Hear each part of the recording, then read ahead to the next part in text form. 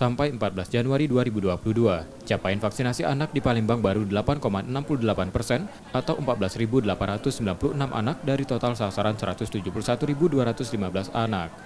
Beberapa hari terakhir, Kota Palembang memulai vaksinasi COVID-19 anak usia 6 hingga 11 tahun. Menurut Wali Kota Palembang Harnojoyo, beragam cara akan dilakukan guna mempercepat vaksinasi anak usia 6 hingga 11 tahun. Dalam waktu dekat, vaksinasi akan dilakukan secara jemput bola dengan mendatangi sekolah dasar yang berjumlah 480 unit.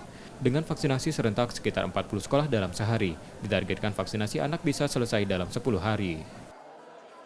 Sasaran kita kurang lebih ada 172.000 anak, 171.000 anak di Kota Palembang ini yang akan kita vaksinasi.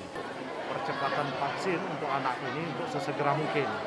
Nah, jadi dari 171 sasaran ini ada kurang lebih 450 sekolah SD maupun SMP.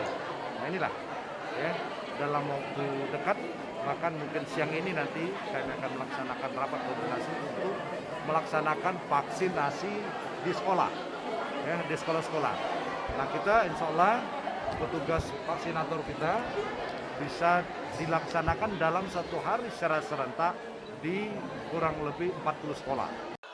Selain di sekolah, vaksinasi COVID-19 anak usia dini bisa dilakukan secara mandiri dengan mendatangi puskesmas dan fasilitas kesehatan dengan didampingi orang tua. M. Rizky Nurmizan, Kompas TV, Palembang, Sumatera Selatan.